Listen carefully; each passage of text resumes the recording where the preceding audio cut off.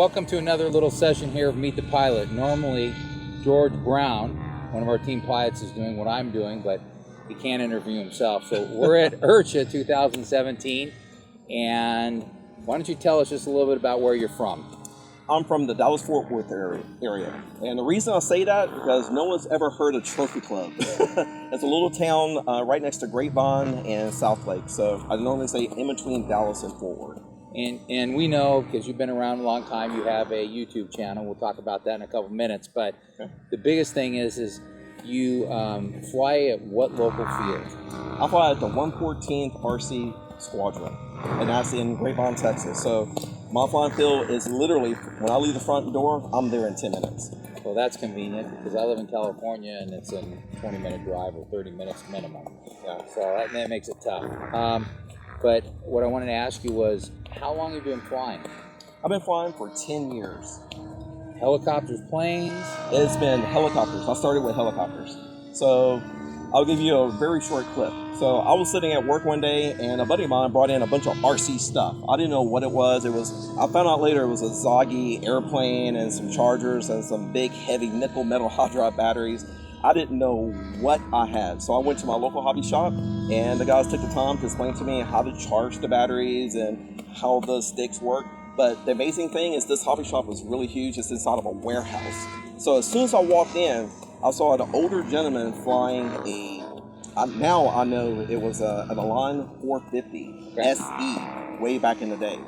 So he was flying over the carpet track, and I thought that was the coolest thing. I was like, man, this helicopter's flying, and it made this really cool sound. So I actually went in. They helped me with what I had. I wasn't interested in what I had. I asked the owner, how do I get started with helicopters? And he brought me over and showed me some little coaxial. So I came back that following Friday. I used to work half days on Fridays. Not anymore, in case my boss is watching. So I bought the model. I sat out, read the manual, and started from there. So that's a long time, because most people start with planes or RC cars, but you jumped in right with helicopters. Yep, and I'm older than I look. So I got started kind of late in life, and I hate that too, because I see all these little 8-year-olds and 16-year-olds that's really ripping the sky. So yeah, I got a late start, but I'm in it now. I'm in it. And you now have Align helicopters. You Yes. had them though in the past, because you've always flown the Nitro 700, I think. I actually have two of them. Okay. All right. So tell us what you fly and why you like to fly those helicopters. Okay. So right now I have a T-Rex 700X Dominator kit, the Super Combo kit. I have a 550X. And I have two 700 Nitros. Okay. And I'll tell you what, that 700X is a remarkable machine. It is very lightweight, and it does what you want to do when you want to do it. It is literally one of the most effortless helicopters I've flown. And it just handles anything you throw at it in any condition. I mean, we had some pretty good winds yesterday, but man, that helicopter, it just locks in. So, and he's fibbing, because he has a 700 Nitro, and he likes to fly that, and it is a nice bird. I know you take good care of it. I do like to fly the Nitro, but I'm a little bit picky about what I fly in the time of year, because I don't like keep retuning. So usually in the fall and the spring are the times I'll pull out my Nitro more than the electrics. And for someone that's new that doesn't know about Nitro, because electric is pretty dominating now in this industry, although Nitro seems to be making, I don't think it's a comeback. I think people just realize that you can buy a Nitro helicopter.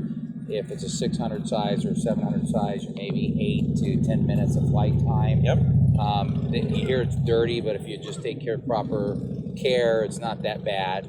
I'll tell you what, a lot of people say that, oh, it's dirty, it's nasty, you have the fuel going on the side of the helicopter.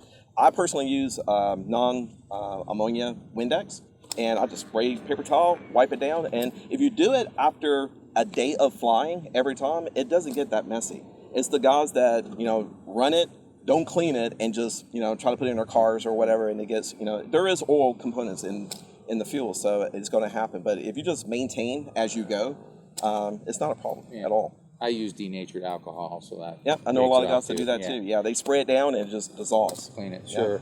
And I do know that you're associated, not associated, you have a local hobby store that you really like, and they're really good to you.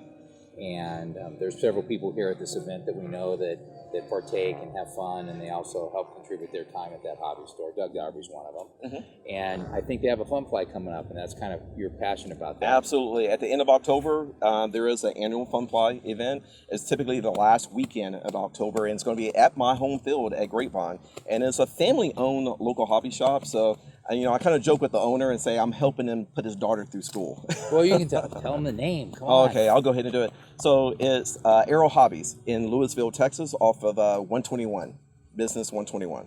And the fun fly, so because we're the goal is for us to go to it. Some of the people on the team, and I think it's always at the end of October. Is it? It's the last weekend. It's the last weekend of October. It's usually a Halloween theme. And I bring it up because the reason, we don't talk about fun flies per se, a specific one, because there are hundreds of them. You should support all the local fun flies in your club and IRCHA and AMA, because that's how you keep the hobby not alive, but it's just part of giving back and part of the hobby. Yes. But I believe that they've held this fun fly for probably longer than anybody. Because it's like, isn't it many years, isn't it? Man, you put me on the spot here, Gale. And Andy, the owner of Arrow Hobbies, please forgive me, but I believe it's the 20th coming up. I know it's in double digits. Yeah, I believe it's the 20th coming up. But you're going to maybe have to go look this up now. Okay, so let's talk about your YouTube channel for a minute, because you do other things. I know you're on the team, and you joined us earlier this year. Yes. And we know the reasons why, because we discussed that.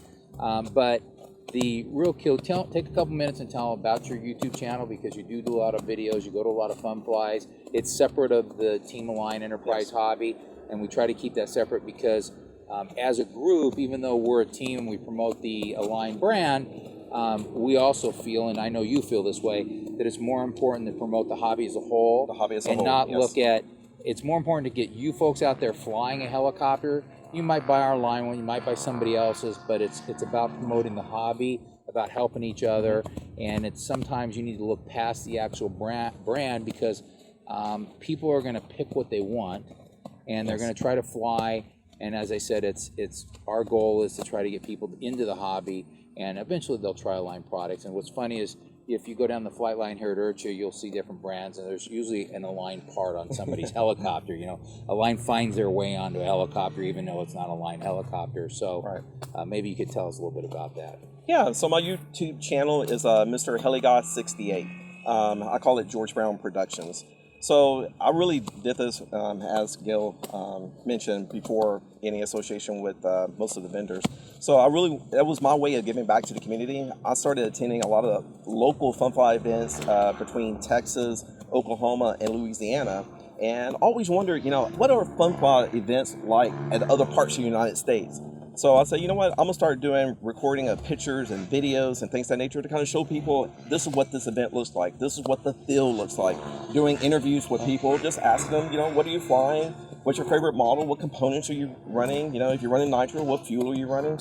So it's just really trying to, understand the consumer base for that locale, and really just promoting the hobby. So other people say, hey, I've never been to that field before. I can say, oh, go check out my YouTube channel. You can see what Apache Pass in Texas is like. It's much like this field. It's wide open. You see, and you can see it from the video itself. So it's really just kind of giving back and giving people opportunity to meet other people, see what products they're flying, and actually check out the field.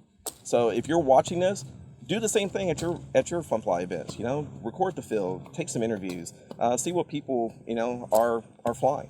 So it's like sharing within the RC community. Well, I know the videos are good because I've watched them, and what the best part is you actually can watch your videos, right?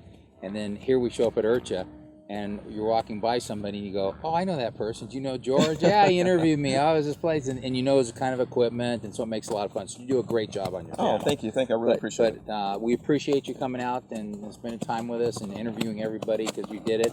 And, man, just thanks a lot for being on the team. We appreciate it. Thank you.